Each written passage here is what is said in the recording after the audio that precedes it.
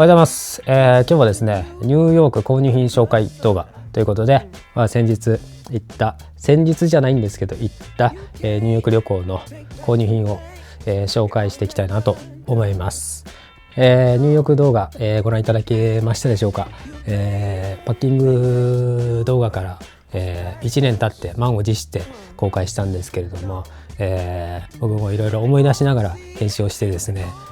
ようやく公開することができました。巷では富樫化と言われてますけれども、またね富樫しないように、これから頑張っていきたいなと思っております。Day1、Day2、Day3、Day4、Day5 の5日間で公開しましたけれども、旅動画はちょっと不慣れっていうところで見にくいところもあったかもしれないんですけれども、編集も頑張ってやりました。Day1 に関しては編集が久々すぎてちょっと難しかったんですけれども、Day3、4、5のシャープ3ですねは結構自信作なんで、できれば10週ぐらい見てください。でですね、そのニューヨーク行ったのは2025年の3月になるんですけれども、その時はですね1ドルが149円とか150円前後って感じでした。なので、クレカの明細見るとだいたい152円とかその辺をうろちょろしてる感じのレートでしたので、そのね実際の明細の、金額とかを載せながら紹介していきたいなと思います。はい、じゃあ早速ですけれども、このスーツケースを開封していきたいと思います。この中にもですね、1年間放置したものたちがいますんで、ちょっと思い出しながら、開けていきたいと思います。やっとこう出してね飾ったりできるので、僕もね楽しみであります。じゃあ早速開けていきたいと思います。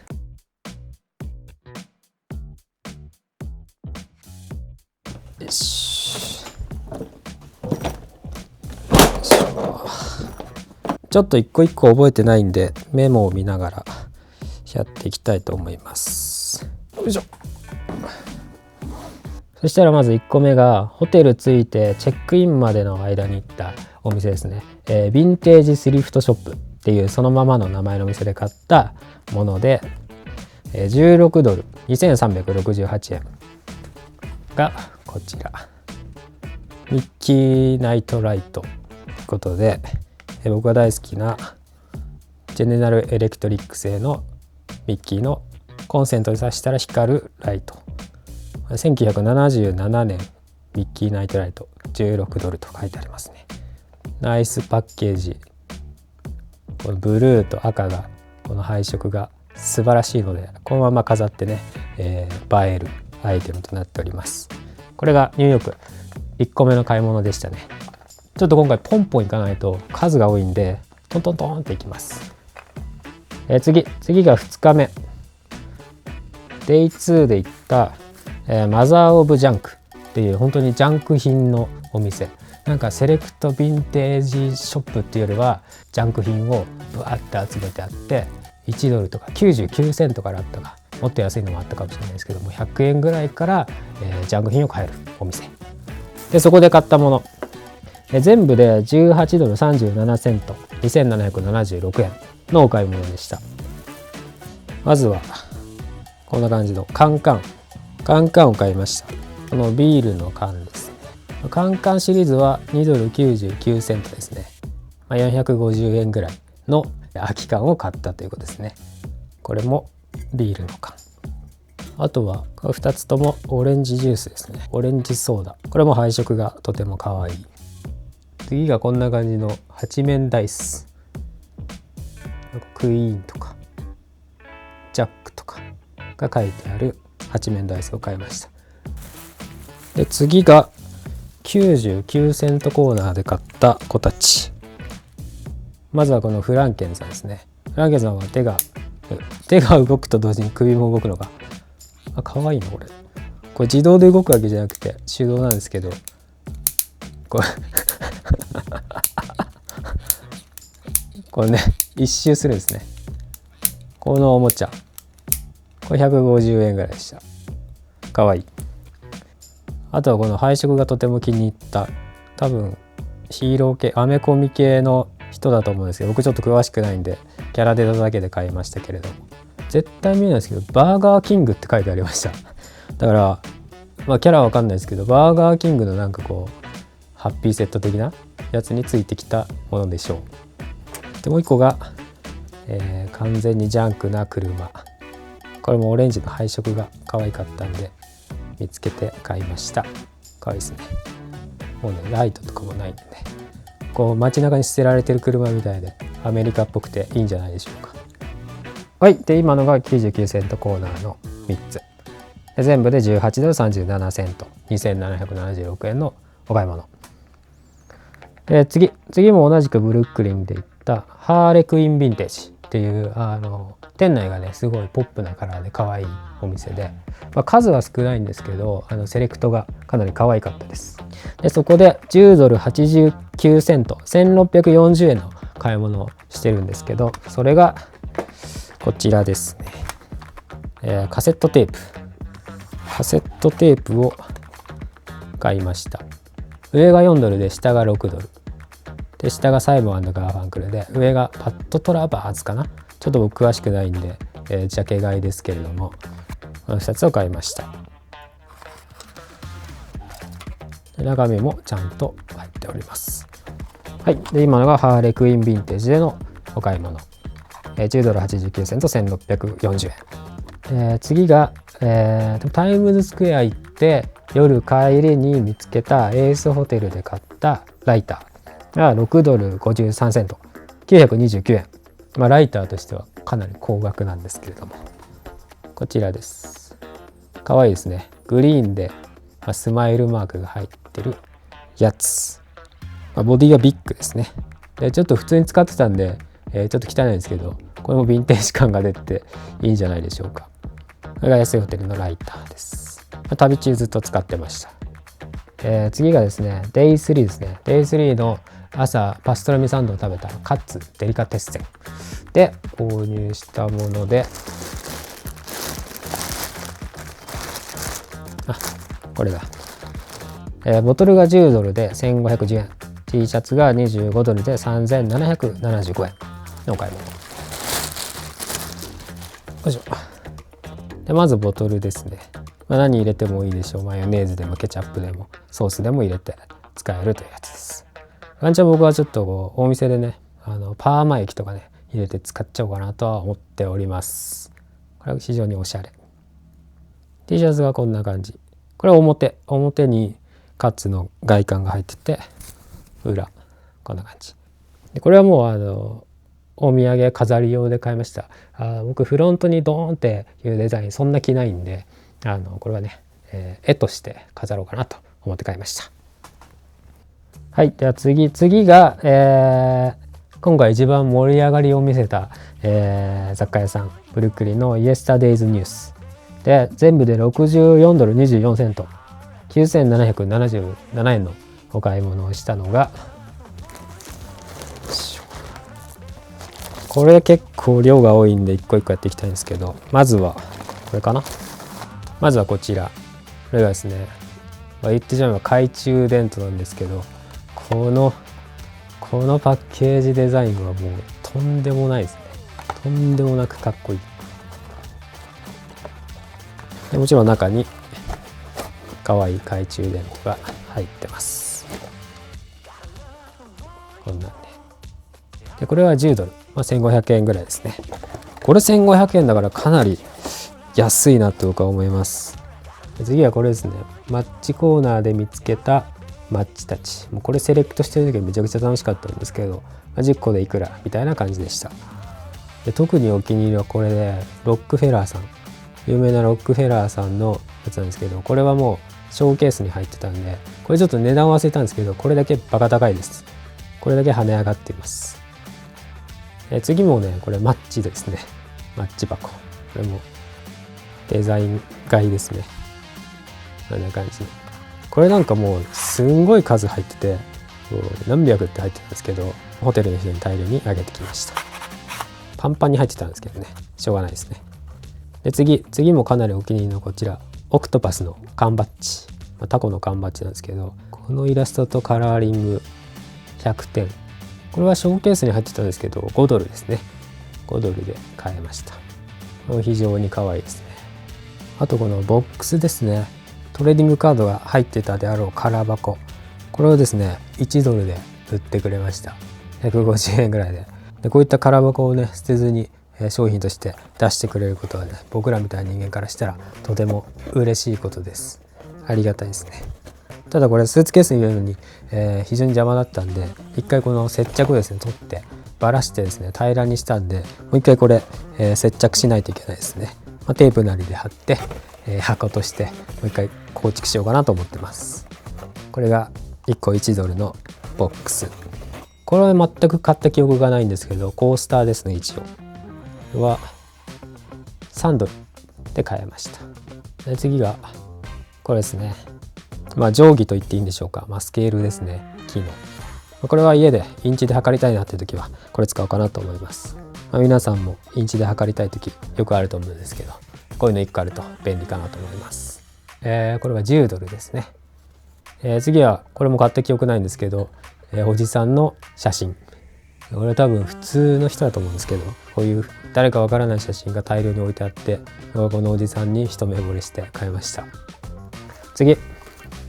ジャイアントフォトカーズって書いてるんですけど、野球のカードでしょうね。これちょっと今度開けたいなと思うんですけれども、これは5ドルって書いてます。これすごいのが当時の価格も5ドルなんですかね。1981年って書いてますね。1981年の野球のカードが入ってると。ちょっと中開けたら何が出てくるか楽しみなんで、ちょっと今度開けてみたいと思います。次がこれですね。ガーフィールドかな。ガーフィールドとニワトリさんの紙袋。これなんかお土産をね入れて、友達に渡そうかなと思って買ったやつで何個か使ったんですけど、2個余らしました。で次がいい感じに古びた紙っていうところで、クローズドマンデーズということで、僕がやってるお店も一応月定にはしてあるんで、これ貼っとこうかなと思います。正直この辺はね印刷して作れるっちゃ作れるんですけど、このね紙の経年劣化具合はね、ヴィンテージにしか出せないものなんで、これですね、この2つ買いました。あとこの今物入れてたショッパーみたいに使ってた袋も売り物で、途中で手に持てなくなったんで、これにそのまま入れて買い物してたっていうやつですね。はい、ちょっとてんこ盛りでしたけど、イエスタデイズニュースで買った64ドル24セント9777円のお買い物でした。次がその後ちょっと寄ったエースですね。エースハードウェア、みんな大好きエースハードウェアで買ったのが3点で19ドル77セント2987円で買ったのはこのね、非常に汎用性が高い、ちっちゃいバケツのエースのロゴが入ってるやつ、グッドデザインで、この辺はジャケ買いですね。正直買った時は何か調べて使えそうかなっつって買ったかもしれないんですけれども、今は全く覚えてなくて何用か分かりません。これグリースって書いてあるけど、何のグリースかは今分かりません。あとこれは使うであろうエースのロゴが入った TSA のロックですね。旅行でね荷物預けたりする時に鍵かけてっていうので TSA ロックが必要で、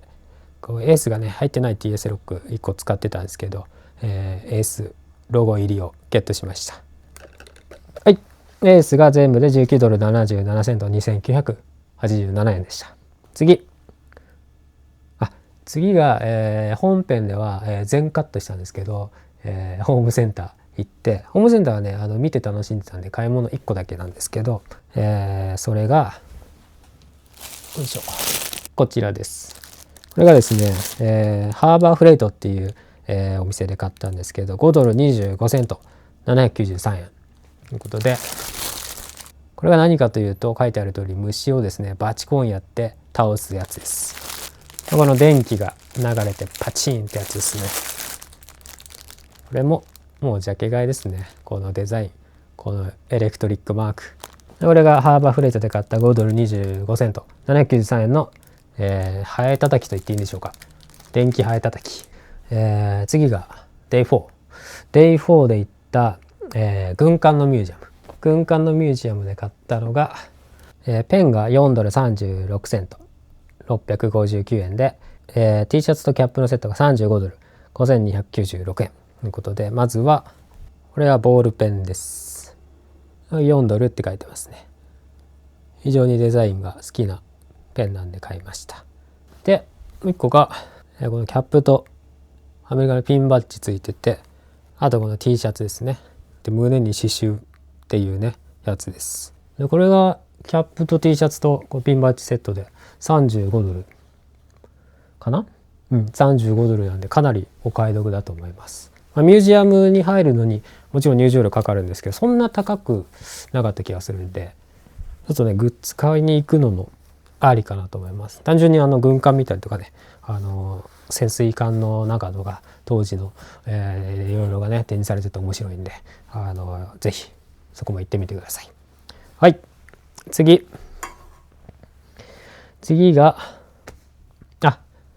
も動画の中で盛り上がりを見せた、自分の中でですけどね、盛り上がりを見せた、ザ・ヴィンテージ・ツインっていう古着屋さんですね。でまずはちょっと多分本編でも紹介してるんですけど、こちらのリバースイーブ、ボディは 90s の USA で、このザ・ヴィンテージ・ツインのオリジナルタグがつけてあるよってやつです。でこれがね破格の45ドルでしたってやつですね。昨今の相場からしたらお買い得な気がするんですが、いかがでしょうか。でそのヴィンテージツインではスウェットも厚かったんですけど、これですね、トートバッグ、ショッパーのトートバッグ、これも本編で話してるんですけど、この赤いやつが5ドル755円で、もう一個ちっちゃいグリーンのやつが4ドル604円っていうとんでもない安さで、ちょっとディティール見ますか。よいしょ。でまずこれしっかりと分厚くてちゃんとマチ入ってるっていうね、5ドルのクオリティじゃないんですよね。しかも中もポケットもちゃんと親切についてると。刺繍のね、これ色味がちょっと伝わるか分かんないんですけど、ちょっとエンジっぽい色なんで非常におしゃれで裏も入ってますと。でグリーンですね。グリーンもちょっとねサイドが低めなグリーンなんで非常におしゃれ。これも裏入ってると。繰り返しになるんですけど、動画を撮ったのが1年前なんで、今も売ってるのかちょっと、不明なので、その辺のちょっとこう、お問い合わせは、お店の方に、してみてください。はい、じゃあ次がエルトレインヴィンテージ。ちょっとねお店の名前が違うかもしれないんですけど、Google マップで見たら、エルトレインヴィンテージだったんですけど、そこで買ったのもよいしょ、2つ目のリバースイーブですね。バージニアのやつで、エルトレインヴィンテージはもうスリフトショップって感じで、リサイクルショップって感じで、価格安めで、ディグる感じのお店だったんですけど、これが40ドル6040円なんで、これもかなり、昨今の相場からしたらお買い得なんじゃないでしょうか。でこちらも90年代の USA ボディで、こちらです40ドル6000円です。これも非常にいい買い物じゃないでしょうか。で今回ちょっとあんまり古着買ってないんじゃないかって思うかもしれないんですけど、僕は古着自体をもう何年も買ってなくて、 YouTube の動画で高円寺かなんか行った高円寺で買い物したかデニム買ったかだと思うんですけど、それ以来ほとんど古着買ってなくて、古着ブームがですね、ここ数年3年ぐらいはなくてですね、で、ニューヨーク行ったし、せっかくだから買おうって言って買えたのが2つでした。で今日も動画撮ると思って久々に古着来たんですけど、いいなと思ってるんで、またちょっとブーム来るかもしれないんで、古着の動画もね、ちょっと世間的に今更感あるのかもしれないですけど、ちょっと出せたらなと思います。デニム昔出したデニム紹介動画のやつをもう一回やってくださいみたいなのも結構コメント入ってたのを見てたんで、できればいいなと思ってます。次がちょっと動画撮れてなくて、もう初出しなんですけど、デイブスっていうちょっとなんかこう向こうでいうワークマンまでいかないですけど、そういうちょっとワーク系のものが安く買えるショップで買った T シャツですね。俺が2着買ったんですけど、2着で36ドル5448円ということで、まずこっちからいこうかな。よいしょ。そのデイブスっていうお店のオリジナルのロンティ非常にシンプルなロンティーで、これがですね16ドルぐらいなんですよ。2000円ちょっとぐらい。多分セールだったんですけど、非常に安く買いました。あとこれとんでもなく派手なカーハートのロンティーです。ライムグリーンのね、結構最近というかこう小物とかでこの色好きで、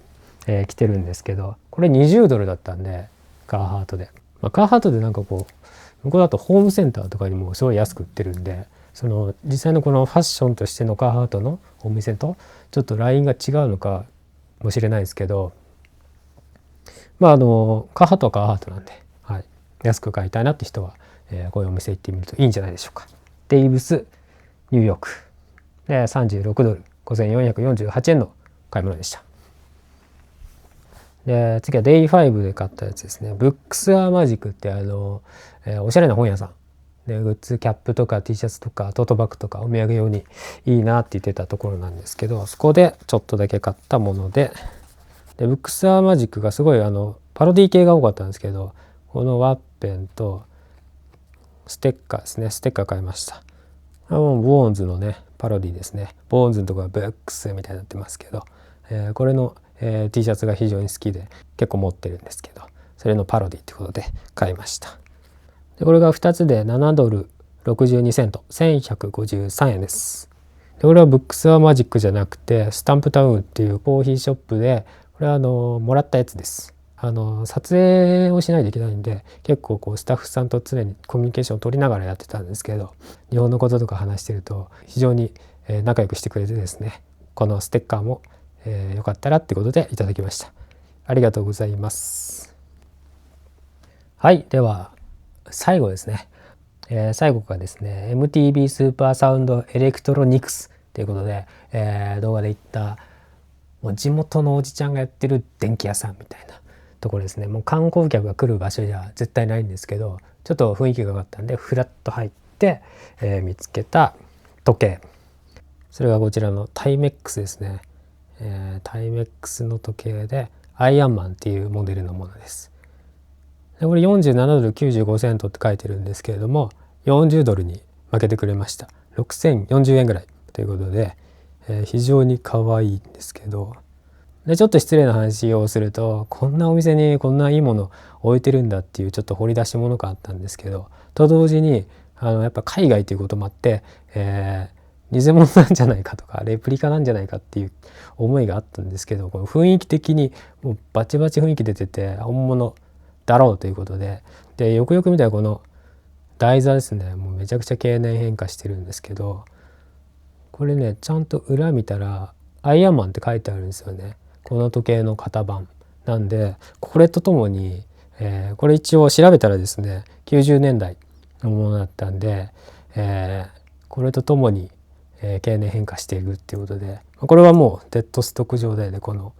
紙タグっていうんですかね、これもついたままなんですけど、これは非常に、掘り出したアイテムなんじゃないかなと思います。デッドストック状態のものはあんまり見かけないんで、 MTB スーパーサウンドエレクトロニクスで買ったタイメックスの90年代の時計、それが40ドル6040円でした。はい、というわけでこれで以上となります。ニューヨーク購入品紹介ということで、買ったものをバッと出してみましたけれども、非常に面白いラインナップにはなってたんじゃないでしょうか。ニューヨーク行って買い物してくるってなると、やっぱりそのファッションとかね、アメリカっぽいなんだろう、M&M とかね、そういう自由の女神とかになってくると思うんですけど、僕はやっぱり、ガラクタということで、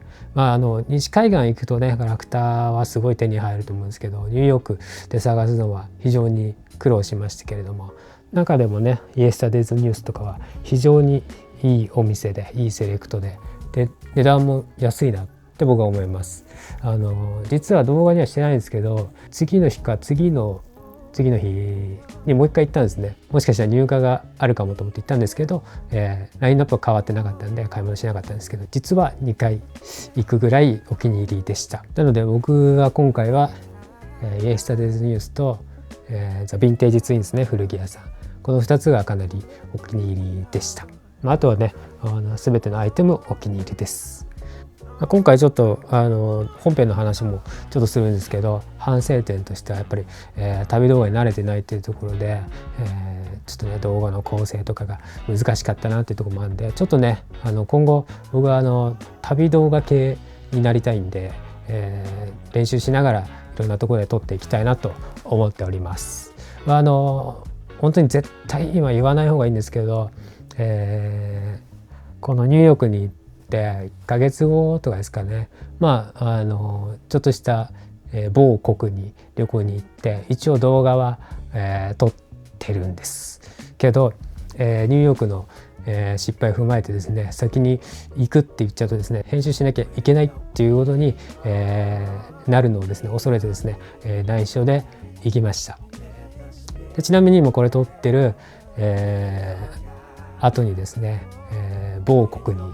行く予定があります。なんでそれも一応動画を撮ろうと思うんですけれども、絶対今言わない方がいいんですけれども、もしかしたら編集して動画を作るかもしれません。なんで、ただ今すごく久々に動画の編集やってですね、編集ブームが自分の中で来てるので、このままのね調子でねやっていきたいなと思うんですけれども、決して、約束はせずですね、皆様が、甘やかしてくださると言いますか、温かく見守ってくださっているんですね、